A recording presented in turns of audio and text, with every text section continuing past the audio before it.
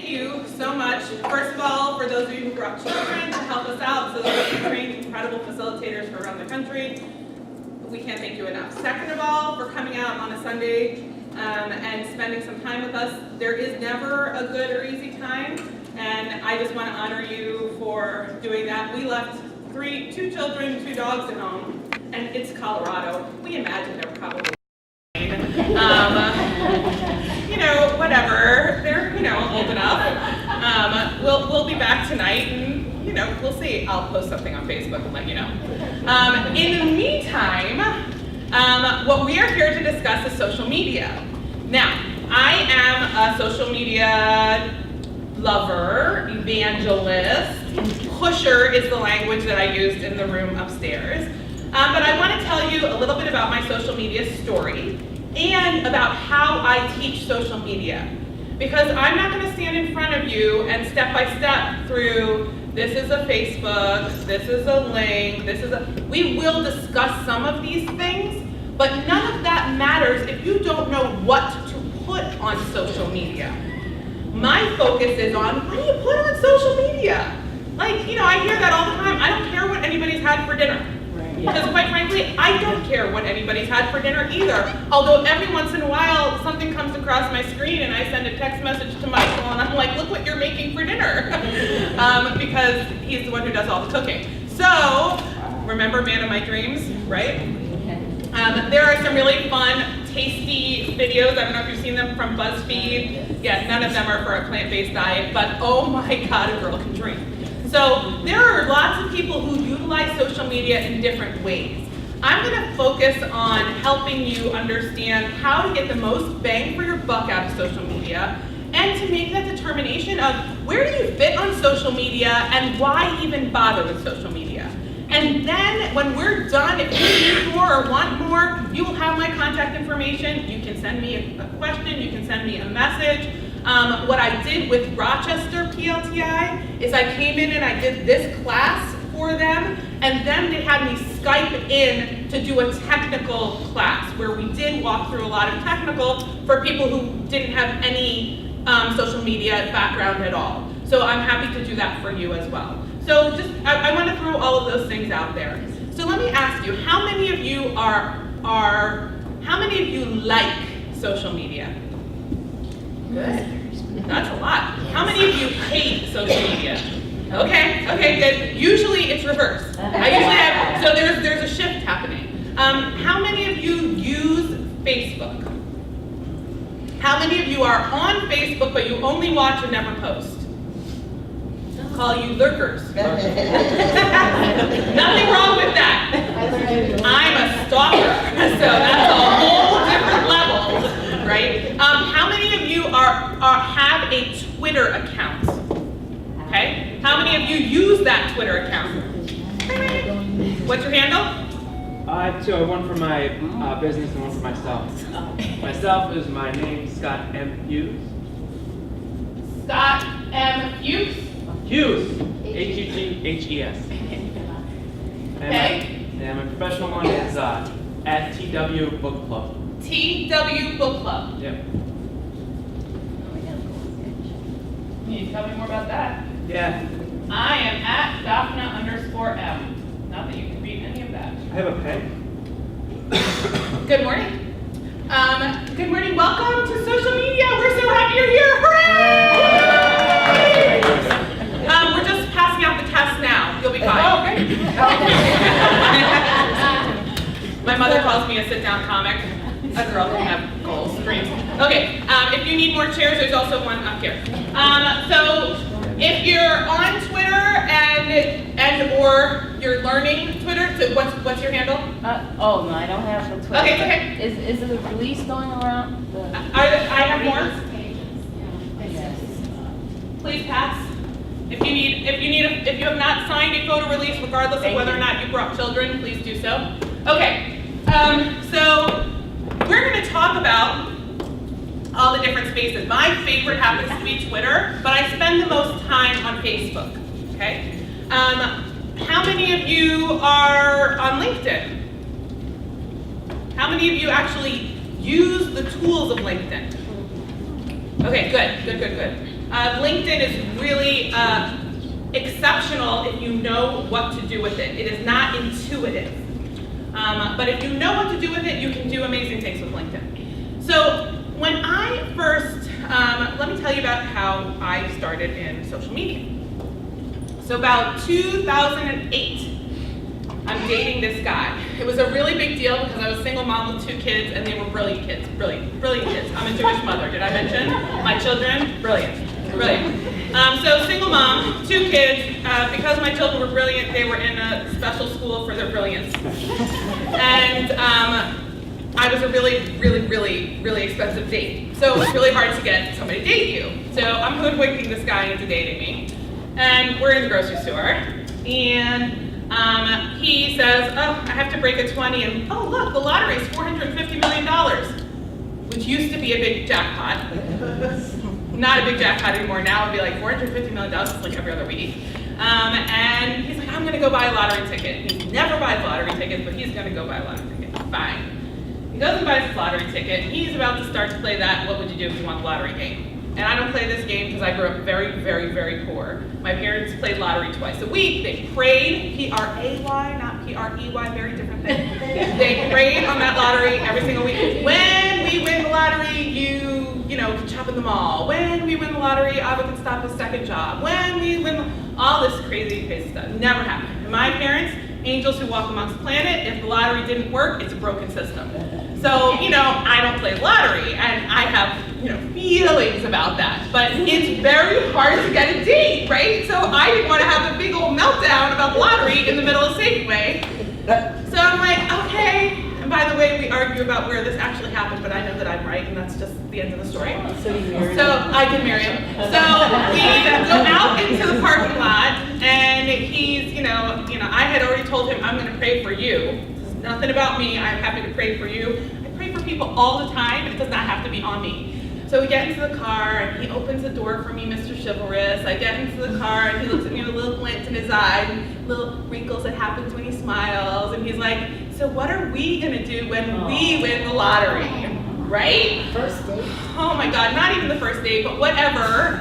I had that little mini meltdown in the car, and then, like a real person, I outfitted my Porsche Cayenne, hybrid because I care about the environment, right? And it was going to be the first one off the line. Thank you. Missing words. I'm a woman of a certain age. So it was going to be the first one off the line. By the way, they didn't have a hybrid then. They do now. I think they owe me money because it was my idea. But we'll get back to that. Yeah, it was great. Beautiful Porsche, the whole night. And then he says to me, would you travel? I did not even hesitate. I stopped and I looked at him and I said, you better believe I'm going to travel, and I'm going to go to all 50 states, and I'm going to meet with every governor, and I'm going to ask them what they're doing to engage their citizens in solving community problems. He just kind of looked at me, because the right answer to that question was we were going to drive that Porsche to our private jet, which we were going to then fly to Fiji. Right? That's the right answer to the lottery question. I know the right answer. I have played the game enough. But I was on fire. And for 3 hours, this poor man had to hear me go on and on about why don't the governors talk to each other, and why don't they know that they're real people who know the solutions to the problems, live in the community, why aren't they on the street, why do they think everything happens in that gold dome, and on and on and on and on and on. For real, for 3 hours. In the car, over dinner, in front of the television. The PG version is when I went home to my bed and he went to bed in his bed and we were talking on the phone. Right, so I woke up the next morning and I said, so did we win the lottery? And he said, so we did not. Cliffhanger. Yes, Miss Charlotte. I'm looking for Lila's. Yeah. Thank you. So Miss Charlotte is awesome. Miss Charlotte comes to us all the way from Wyoming. She's working in our CLTI room and she's incredible. My husband and I live just north of Denver, so we are close to where Charlotte lives. If you have never been to Wyoming, I highly recommend it. You will see every color in the rainbow, and it is all in the landscape, some of the most beautiful country we have in this country. You are all welcome. Yes. Yeah, right? And when we show up,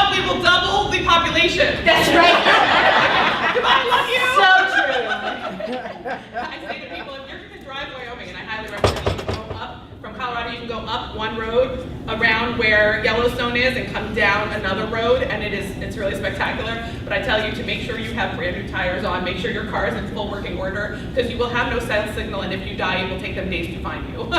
So, you know, it's worth the drive, just make sure your vehicle is really ready to handle it. Anyway, so here we are. I didn't win the lottery, he didn't win the lottery. And I decided I had to do this anyway. And it's 2008, so let's do a little timeline of social media. 2005, it's starting to gain traction amongst college students, okay? By 2005, I'm already the parent of 2. By 2005, I'm already going through a divorce. I'm not in the social media world. And I was a technophile. Little girls slept with dolls. I slept with a cutout of an Apple IIc computer. I wanted nothing more in the world than that Apple IIc computer, and there was no way, my poor, for real poor. We lived in a project in Queens, for real poor. And I wanted that computer, and you know, I understood it was out of my reach, but I didn't know how far out of my reach an Apple computer was. And so, you know, I loved technology. I had the first computer in the dorm, and I put up a bulletin board. Anybody remember bulletin boards? Oh, yeah. You know, I learned through calling the 800 number for help, which used to be free, how to build a bulletin board. I took apart that first computer with a kitchen knife.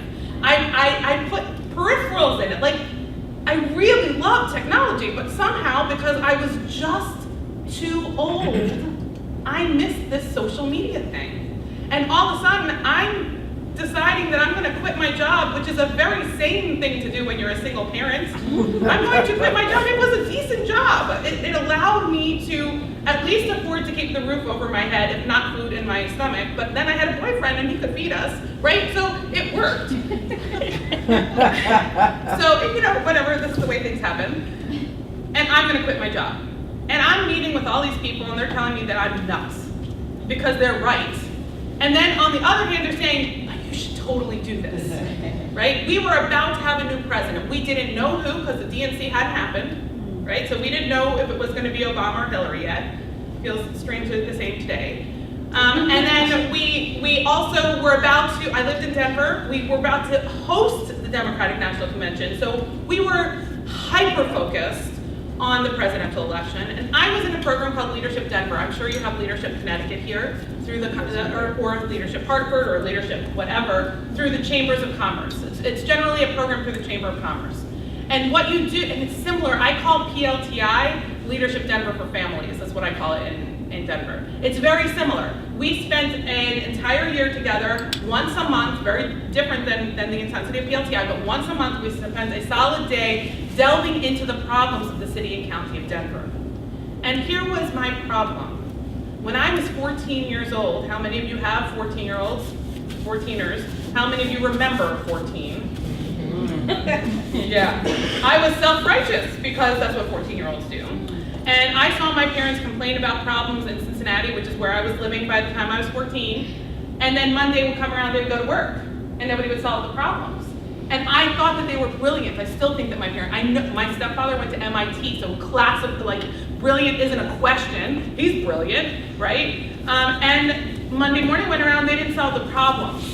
So I made a solemn commitment to myself, an oath with myself, that I would never, listen closely, complain about a problem unless I was willing to work on the solution. When you are 14, that is easy, right? I don't like my friends, find new friends. I don't like that youth group, find new youth group. I don't like my church, find new church. I actually went to a synagogue, same thing. And as I got older and older, it became a little harder and harder, and then I had that big mistake of doing Leadership Denver, and at the end of every single meeting, I am running up to the person at the front of the room, can I sit on your board? Can I raise money for you? I'm awake between 2 and 3 a.m. Can I do something to serve you? Because I wanted to complain about the problems. Because just as in your communities, we have a lot of problems. We have people who are underserved. We have voices that are not heard.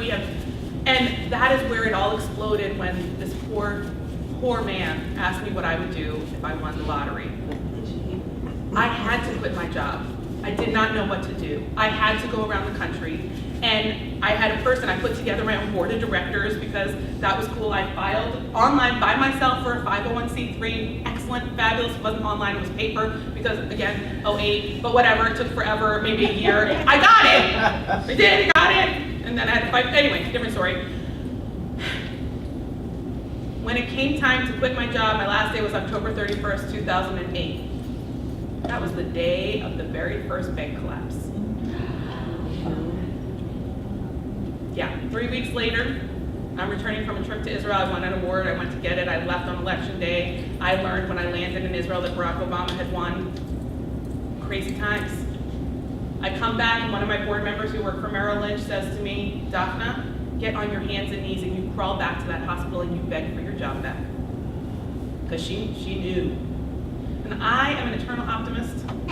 I knew that this financial cluster we were in would right itself by February of 2009. I can finally say I'm not waiting anymore. I feel like we've hit it. But for years I've been saying I'm still waiting. It's 2016, I'm still waiting. But I believed it was going to be okay. But then I had told everybody what I was going to do. I had been talking about it and talking about it and talking about it.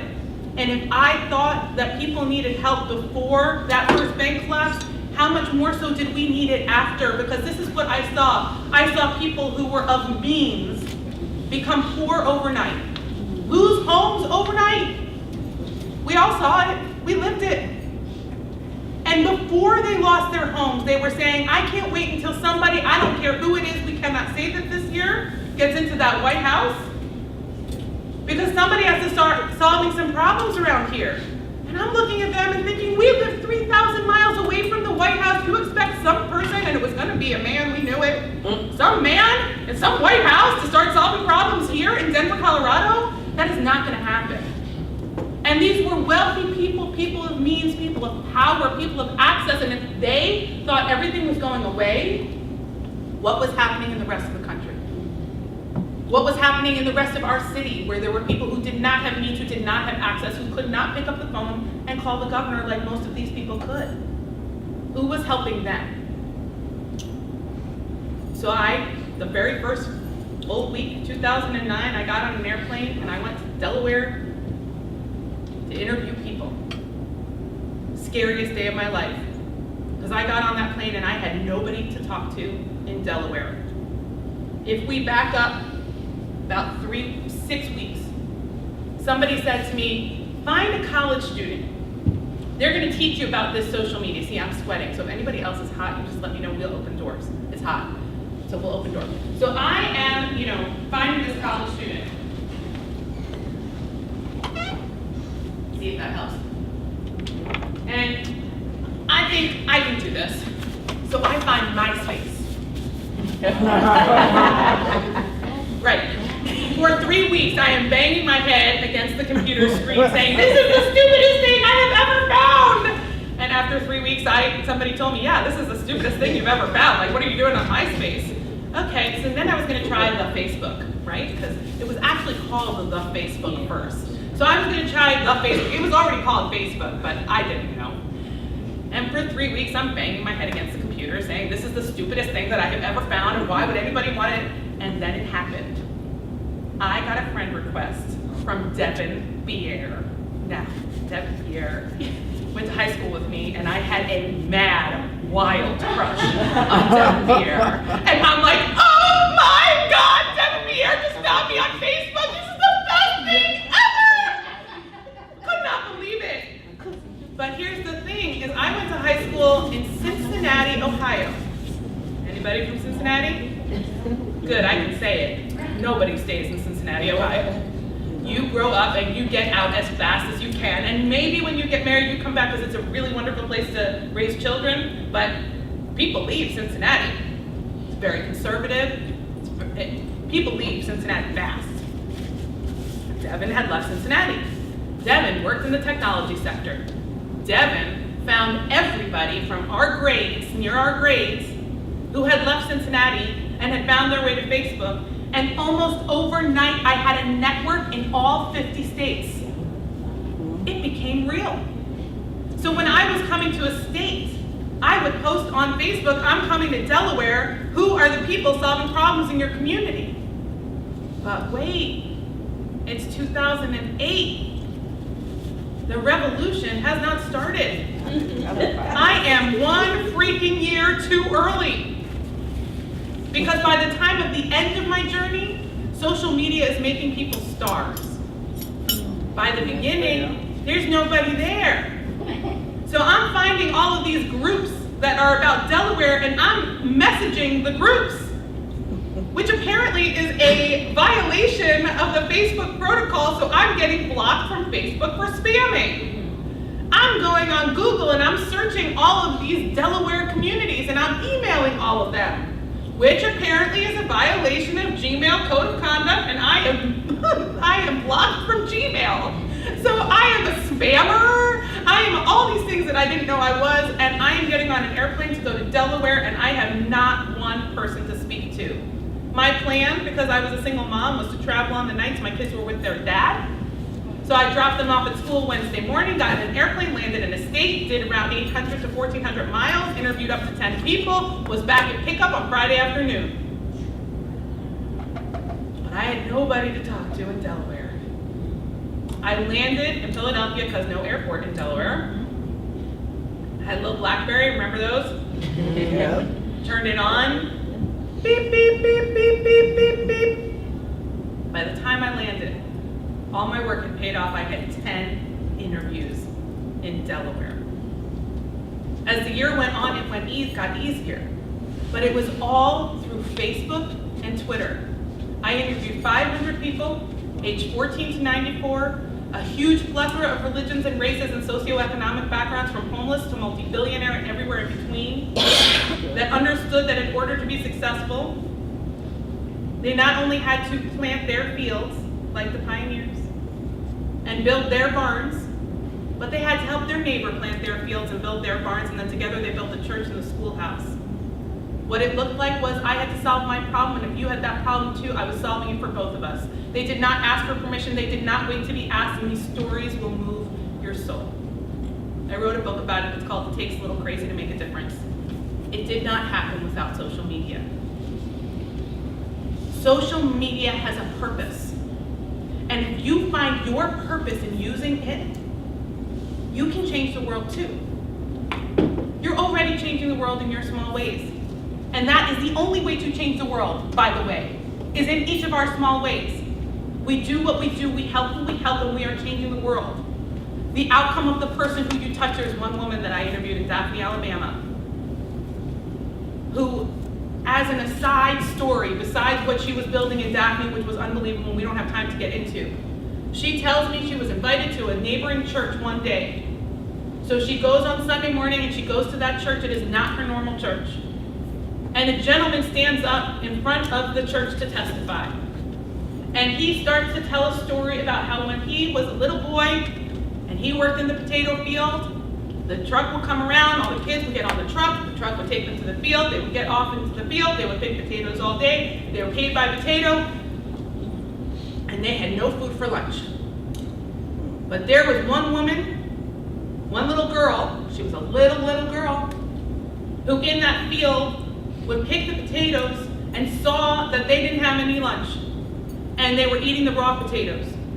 And so she said to their supervisor, could you just take us to my house so I can fry these up so at least they have cooked potatoes? And that little boy said nobody had ever cared about them.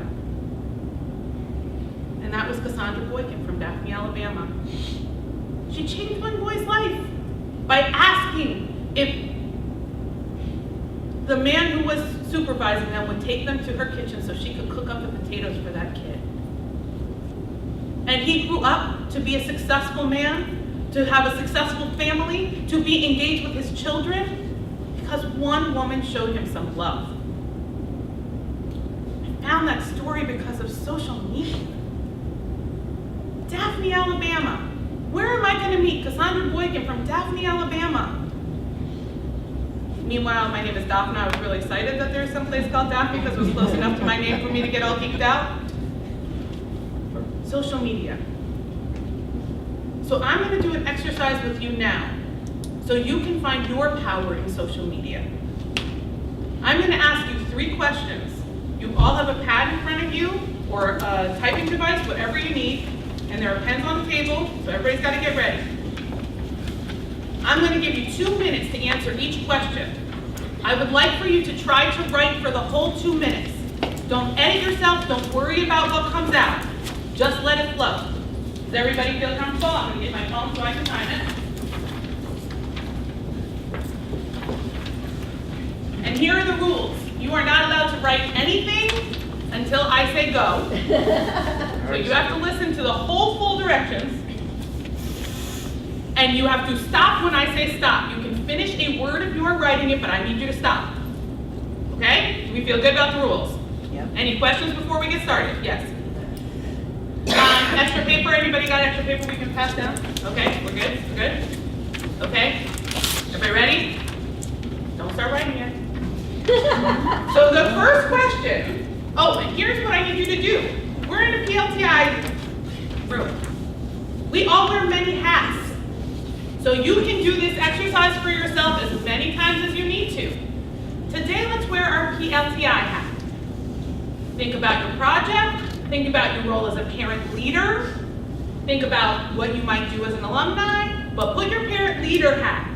Parent leader, okay? That's the hat we're gonna wear today.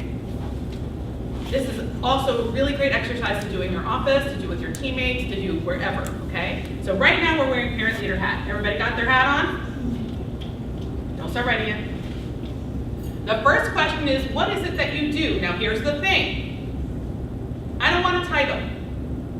I am the board chair of this. I am the PTA president. I am the mom class. No. I want to know what you do from an outcome perspective. So when I ask a real estate agent, the real estate agent doesn't write down, I'm a real estate agent, I do property transactions. They say they find a family, a place to put roots, to grow a community, to find a good school for their children, to build their future. That's what a real estate agent does. Think about that for a minute. Real estate agents are powerful people. And the gift they can give you when they do their job to the fullest and the highest good is life-changing. What you do is too. So I want you to think about it from that perspective. I'm about to put 2 minutes on the clock and you answer the question, what is it that you do? Go. Done. How was that? Did you get it out? Anybody struggle? Okay. Ready for the next question? It's only 3. Now remember, do not start writing until I'm done. Next question seems easy enough. It's why you do it. But here's the thing. I call this the Freud moment. Feel free to blame your mother. That's what Freud would want you to do. But I need you to go deep here. The shortest distance between 2 people is what? A story. When I started my journey, I didn't really know that I was going to write a book. I really didn't. I knew I was going to capture videos, I knew I was going to post those, and I knew I was going to blog every day. One of the people on my board was a journalist. And he said, you know, Daphne, this is your story. And I said, no, this is the story of the people of America in 2009. He said, no. This is going to be your story. And I poo-pooed him because that's not what this was about for me. And there was a moment where I had to actually truly make that decision that this was not about me and specifically my goals for the future, but that this was truly something that I thought was going to help America. And I did not believe that that was my story. And And for many years after I finished traveling and I tried to write the book, it did not come out, it did not come out, it did not come out, it did not come out, until I stopped fighting and wrote down my story. And then the book came out in 4 days. 4 years of fighting to 4 days of writing a book. Now let me tell you, I'm gonna cut that time for you.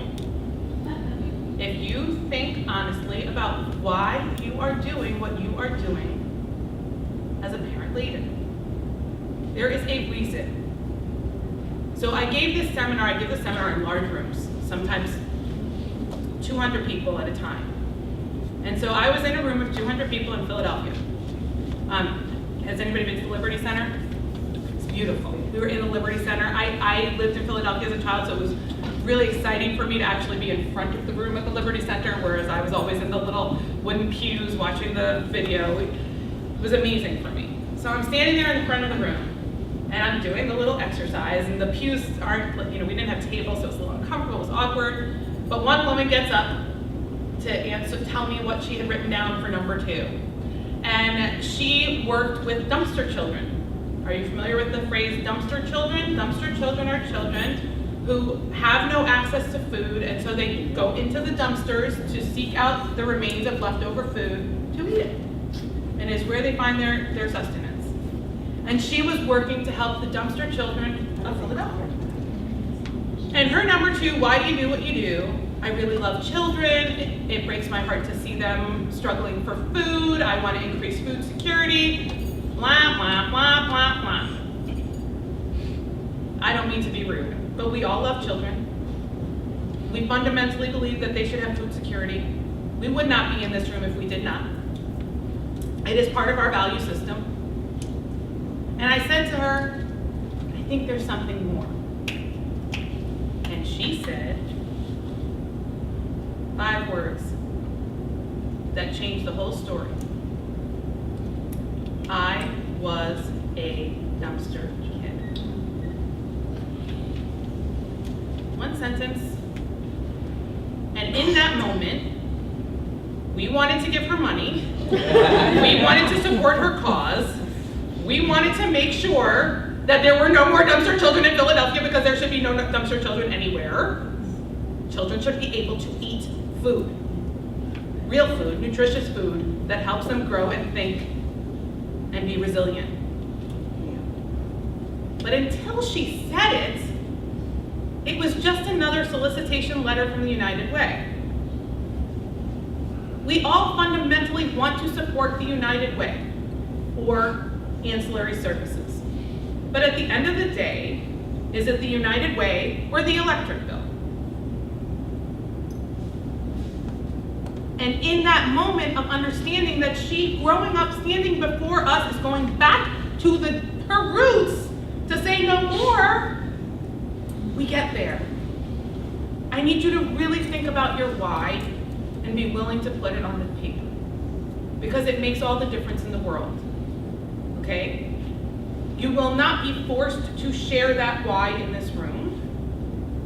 One of you will be asked to volunteer.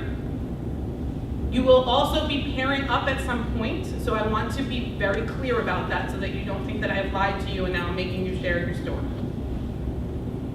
So you will have the opportunity to stand in the front of the room, one person, and then you will be working in partnership when you see what the next part is. So just be clear about that, okay? So to the extent that you can, I would like you to really dig down deep into the why you do what you do and answer it in 2 minutes on the paper, starting now.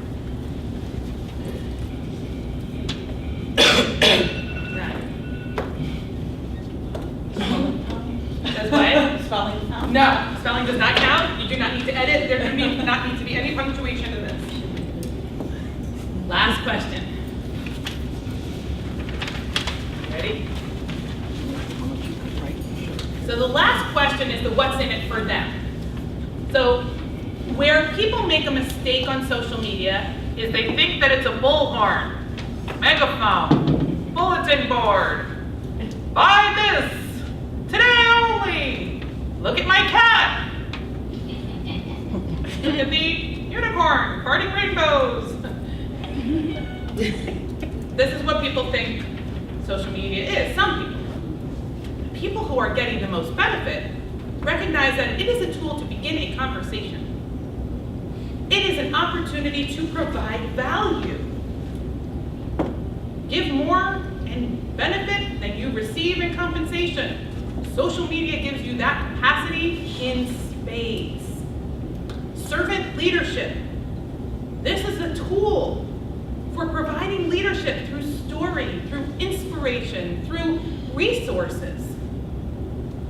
This is what's in it for them. Them being the people that you serve, the people that you might reach, the community that might need you, them.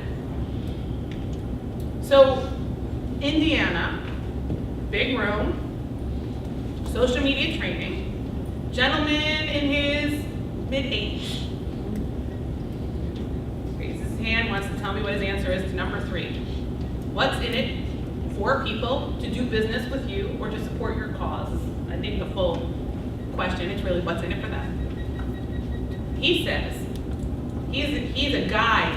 He is an overnight camping guide. So you hire him to take your family camping overnight in Indiana. Just ask me where, I'll tell you where not to go. I'm just saying, I'm not safe there, most of you not safe there. I will tell you where those places are, and you'll go elsewhere. But this gentleman stands up. He says, when you come with me on a camping trip, I'm gonna take you where my granddaddy took my daddy, where my daddy took me, where I took my son, and I now take my grandson. What do you get? You go camping with him. Family, story, experience, security, safety. He knows those woods better than anybody. Think about it for a minute. What are you giving? What are you helping people do? I'm gonna give you a hint and you can write these words down. Let me help you. And then finish that sentence. Let me help you. What are you helping someone do? 2 minutes on the clock. Okay, time. I'll give you an extra 5 seconds because I forgot to give you a 15-second warning. So just, okay. Okay, I need a volunteer. This is what I call my magic. So, I'm gonna need you to pay very close attention because what I am about to do, you are going to do for each other. Tell me your name. Susan. So what I'm about to do for Susan, you are gonna partner up and do for someone. So if you guys wanna partner up now, just think about it. Start thinking about it. I love it, but I know everything about it. So I am going to teach you how to do magic. Okay? This is magic. And I am giving it to you. I am gifting it to you. What I am going to do, and this is what you're going to do for your neighbor, and then you're going to swap. So make sure that you realize both of you get the benefit here. Two benefits. Susan is going to read to me what she wrote. I am going to listen as an audience. What I hear that matters to me. I might be writing verbatim what she says, word for word, if that's what I feel like I need to write down. But you, as a listener, need to listen for what moves you, what seems important to you, and then you are going to write down your own notes from that. So please observe. Question number 1. And you're going to have to read more slowly than normal because I'm writing, and I might ask you to repeat on occasion. Okay, thank you. To listen to other parents and guardians, their concerns, what their goals are for. Hold on. Okay. Goals for their children, I use that information to ask questions of those that can possibly help. And I try to help in the capacity of my role. And you try to help. In the capacity of my role.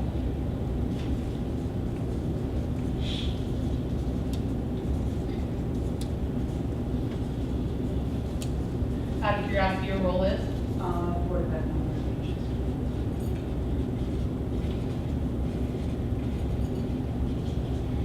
Okay, that's one. Okay, two. I do this because I got angry. And I questioned the people that I thought could help, and I didn't get a response. Or I felt I didn't get a response. Then I knew that the only way my voice would be heard was if I became part of the group that would help me change and make things easier for all children. Give the children the tools they need to succeed. Would you mind? So I'm going to model. She said something that led me to something curious. What did she say? She got angry. What did you get angry about? There were certain things that the district would be doing that were to help better the academic standards. Is it personal? No. Okay. It would, well, in a way it was. My daughter was part of it. So I saw how a grant-funded program was being done. And I saw other parents miss out on things because of the way that the people that were running the program, who were put in charge of the program, what they were doing, how money was spent. Because I look at it, if you get money from the state. Did your daughter get the grant? Well, the district did get the grant, and we still have the program, and it's continually changing, and since its inception, 3 years ago, I followed it. So, and I felt they weren't spending money to use these resources the best of the ability. Okay, great. Thank you. So I needed a little bit more information because she left out the personal part. Don't leave out the personal part. That personal part matters. Now we know that she has personal experience, and I imagine when you ran for office that you shared personal experience. Yeah, yes and no. Okay. I did try to use social media. Okay, excellent. Well, now we can be even better. 3. Number 3, what's it? Let me help you find a connection to help you reach your goal. Find a person in the chain of command. Find where the information to help guide and inform you on how things work within the system. Help you find your own voice and to help you succeed. Thank you. Hold on, no more. So here comes the magic. So I've taken notes. Susan is going to hold this up so that I can reference it. You can just face it to me. Thank you. And now, and this is the more challenging part. Okay, so if you feel uncomfortable with this, ask for help. And also, don't worry, this does not need to be a Nobel Prize-winning, Pulitzer Prize-winning piece of literature. But I'm going to write a short story from this. That is Susan's social media mission statement. So I'm going to need about 2 minutes. You can feel free to talk amongst yourselves. Where I'm going to focus on this, and I will corral you back to paying attention. So give me 2 minutes. You're also welcome to stare at me. I've been working out. I'm trying.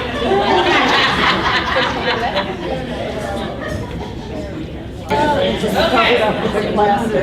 And so as you need it, pop that ice, pop it right out. You'll get in the pool. Okay, ready? Pancakes. Bring it back. All about me. Me. Okay. Here is the magic. And this is Susan's social media mission statement, also known as a content strategy. You'll see. From Susan's words, this is what we came up with. We all have questions and concerns as it relates to the children in our lives. Whether we are parent or guardian, we need someone to guide us through the web. I am that person. Through my own daughter's experience in school, I became angry when I saw the poor administration of grant dollars. I asked questions and sought ignored and was ignored. I knew I'd need to take a seat at the table of power to be heard and make a difference. So I did. Let me help you find the connection you need, reach the person who makes the decision, get to the very first rung on the chain of command. I will help you find your voice, find your power, find your pathway to success.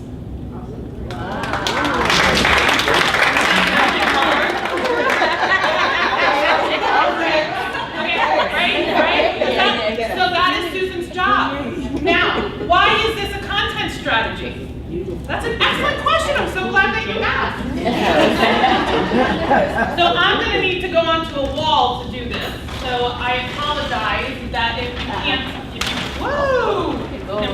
if you won't be able to see, but I'm going to do this over here for a minute, and I'll speak loud so you can hear what I'm doing. But I am looking at Susan's story, and I am now looking for content areas in the words. Okay, so what are the content areas in the words? Yes, please.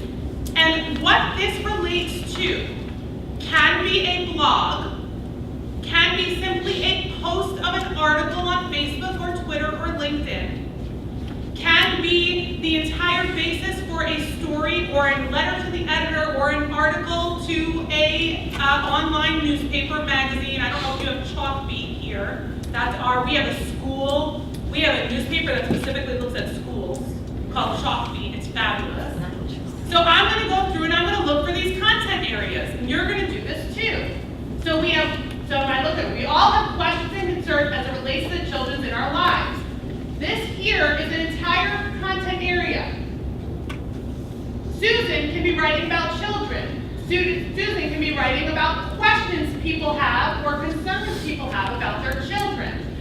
Susan can post articles that she sees about people talking about concerns about their children. By the way, if you see an article that you like, you post it on Facebook with a question that says, I just read this article, it's about my school district, it's about my daughter's school, it's about the school I graduated from.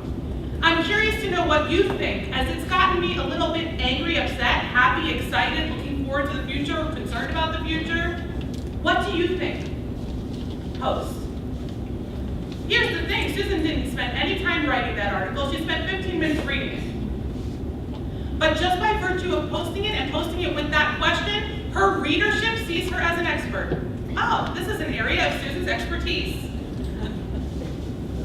Do you want to be an expert in building our schools? Or unicorns farting rainbows? Okay, whether we are parent or guardian, she can talk about being a parent and she can talk about being a guardian. Anybody in here a guardian? It's a different story. A different set of challenges and hurdles before you get to the part of also being that parent. So Susan can be talking about those, having columns about those. We need someone to guide us through. Guide. Susan is the guide. I can see a column or a blog that is your Sherpa through the Mount Everest of school, fill in the blank. You are a guide, and you say, I am that person. This is where your story comes in. Today on school board, this is what I experienced while we went through this vote. We might also call that transparency. There is one word that I like above all others when it comes to training about social media. And if you learn nothing else today but this, you will have succeed. Be authentic. Do not try to be somebody you are not on social media. It takes 13 seconds for the average person to figure it out. And the average person has a 4th grade education. So if you have smarter people in your circle, you're in big trouble. Be authentic. Be authentic. Through my own daughter's experience in school, this gives you the capacity to talk about being a school parent. Even if your kid is already out of school. today. I became angry when I saw the poor administration of grant dollars. So first thing is I became angry. We're going to put those together because sometimes it takes anger to evoke action. So you can talk about what it means to get to action. I saw the poor administration of grant dollars. Again, let's take transparency to a new level. You can have an entire blog that tracks grant dollars. How is the school using it? Is your school on this list? Report to me. Tell me what you're seeing. Tell me what your challenges are, because you want to evoke that answer from people. You don't have all day long to track every grant dollar in Connecticut. But your parents are in schools becoming angry. Have them tell you and help you. This is their column to communicate to you.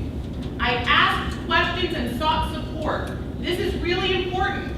What are the questions that you're asking? Can you make a list of those questions? Can you suggest those questions to other people? My husband wrote a whole book about questions. We believe that questions are the solution. And it doesn't even matter if you ever get to the answer. Sometimes knowing the question is enough. You sought support. Where was that support? And you were ignored until you took a seat at the table of power. How many people have you asked to run for school boards today? May I encourage you to find every person who looks like your students and ask them to run for school board. It might run you out of a seat, but there are other seats to be had. Fill your pipeline. Be that person. That was a personal plea. I apologize in advance. Okay. So I did. Please tell your story. Let me help you find the connection you need. You need a connection corner. Reach the person who makes the decision. Put a phone list or an email tree. Let people know in English who does what. I have a problem with school lunch. I have a problem with the school bus. I have a problem with the crossing guard. My son was bullied. Make it in pure English. You're going to help people get to the very first rung on the chain of command. You know how you're going to do that? Because you're going to do interviews of the people who are at the top in English or Spanish, but in the very basic language, so people get to know that, guess what? The Secretary of State sits on the toilet too. You have a common bond. If you have nothing else in common, you both a couple times a day got to visit the porcelain throne. I will help you find your voice. Do it. And I will help you find your power. Do it. And I will help you find your pathway to success. So you can have a column that is the pathway to success. Think about it. If you had a step A, B, and C, it was just your step A, B, and C. Doesn't necessarily mean that's everybody's step A, B, and C, but they can model theirs after it.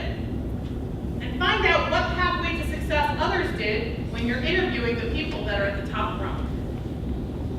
This is your content strategy. And it all came out of your social media mission statement. And when you're running for governor and you have somebody else who's managing your social media, here's what happens. This is my social media mission statement. If it does not fit into this statement, it does not go on my social media. This is your CYA policy. Because nowhere on there does it say to blast the President of the United States. Nowhere on there does it say cat videos. Nowhere on there does it say what I ate for dinner matters in my story. It is boiling in here, Michael. Would you mind seeing if you can find the person to fix the temperature? I apologize. It might be me. I'm kind of working right now. This is. It's okay. I'm not hot. Don't make it cold. I don't know, like, you know, in Denver I show up in jeans and I'm overdressed, and here you guys wear ties and stuff. Okay. We have a tie. So,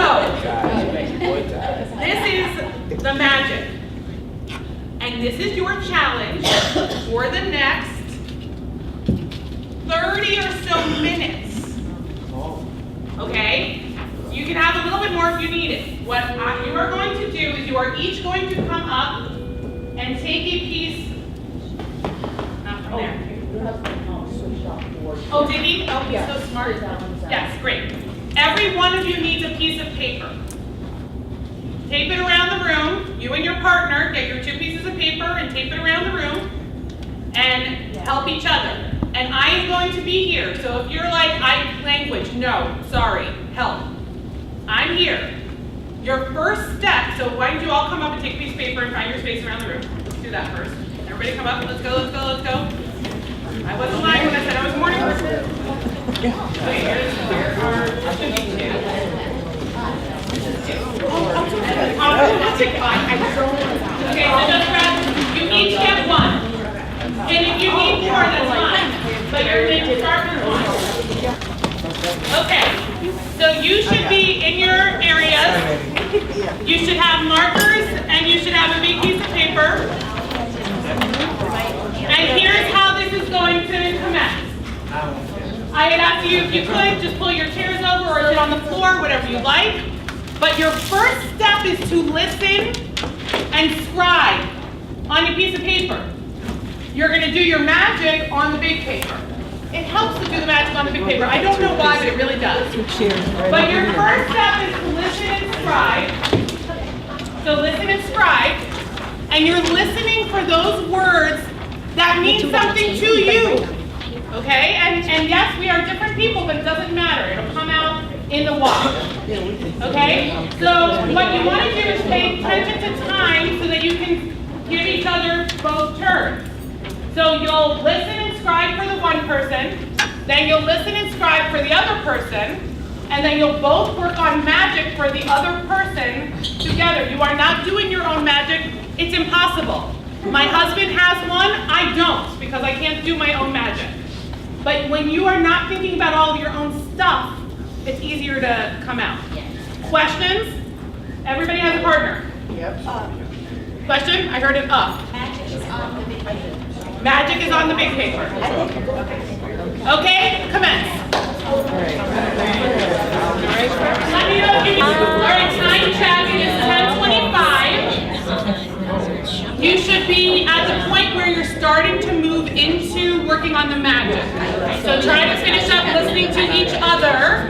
Right? You should have listened to each other and simultaneously work on the other's magic. Okay? Give yourself a lot. Really, I want to relieve some of the pressure from you that this is a first stab at it. This does not have to come out perfect. You can go back and wordsmith it. This could be something that's entirely internal that you just use as a guide, or this can be something that you post as your about section. So you get to decide that, but this is just a first stab at helping your colleague create their mission statement. You need to hear what's going on because there is some magic that is beautiful. It is a quarter till. Within the next 5 to 10 minutes, we need to move into the room with the children so they can present out to you. Okay? But here's what I want to happen beforehand. There are 2 things, and I'm going to see how quickly you can do these 2 things, because I don't want you to miss out on it. One is switch marker colors and circle the areas that are content categories. So for example, there's a beautiful, you can see what content areas that I circled to help your person understand what you've got. You people have got the magic down. So switch a marker color than the one you have and circle the content areas for your partner. For your partner. For your partner. So as we're wrapping up, this is what I call my speed social media training. Ready? This is the technical speed social media training. The 3 major platforms, Facebook, Twitter, LinkedIn. There are other phenomenal platforms that I love and use, but for very briefly, so you have a capacity. Understand that each one has its own language of communication, but that one piece of media can be shared across all of those different platforms in a very unique way. Facebook is a living room, and you communicate as if you are sitting down over a cup of coffee. Think about it. When you go to somebody's page, the top picture is their family, their dog, their last vacation. So if you see an article in the newspaper about birds destroying the schoolyard, you can, and you want to share it because that's part of your social media mission. You post it. Oh my goodness, I just read this article about the birds destroying the schoolyard. I think we could come together and save the birds and the schoolyard. Can you take a look and tell me how you think we can do this? And if you are in a specific community, you can use a hashtag because hashtags are on all platforms. That is hashtag name of school, hashtag name of city, hashtag name of wildlife rescue. You don't have to on Facebook, but you can. Okay, we're going to take that over to Twitter now. Twitter is a 24/7 networking party. The way you get into the party is using the right hashtag. So that bird, I am sure, has a special hashtag. Hashtag pigeon, hashtag Connecticut. Same article. Hashtag save our school. That's it. It's a text message, it's quick, it's simple. When you put that hashtag on it, no, every single word on Twitter is searchable. There are no barriers to entry. You do not need to ask permission to be somebody's friend or see someone's tweet. It's authentic, actual networking.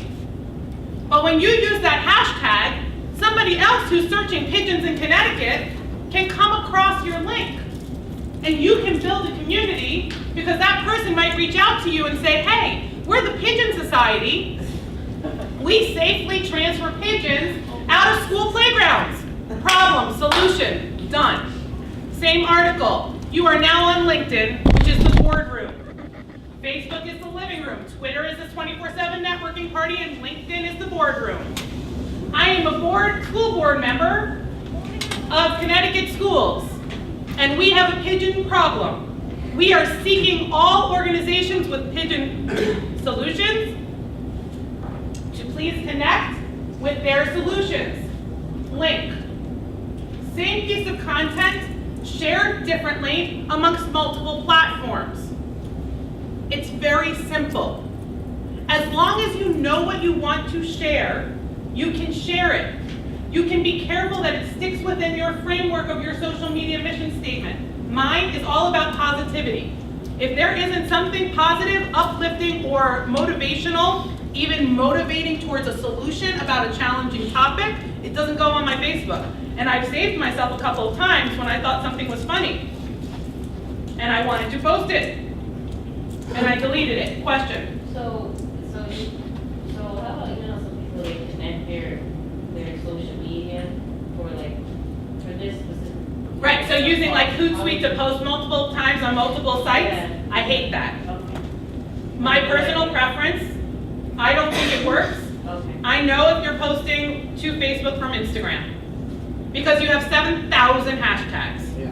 Nobody on Facebook is reading 7,000 hashtags. Everybody on Instagram is reading 7,000 hashtags.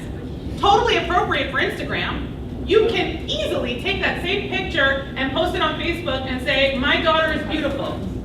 And by the way, my daughter is beautiful is not outside of the scope of your social media mission statement.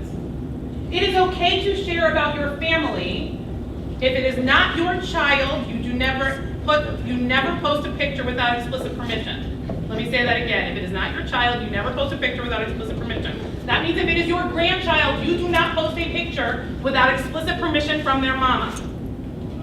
Daddy doesn't count. Sorry. You make sure you talk to their mother and get that permission. Mama bear protects babies. Some parents are all about it, posting all over publicly, whatever, that's their choice. If you post it without their permission, they might get all up. Just be careful. Time. We gotta go. Thank you for spending time with me. I'm putting my information there. You can take your social media mission statements with you, you should. I will find a way to get you all of the pictures. Take a picture, yes, yes, yes. And if I didn't take your picture, please stand by your thing. Oh, stand next to yours. Not the one you wrote, but the one that's about you. Okay. To the right, to the right, to the right. You're covering a word. There we go. You wrote that? That's awesome. Okay, stand next to yours. Writing. That's great. Aren't these amazing? That's really great, yeah. You all are magicians.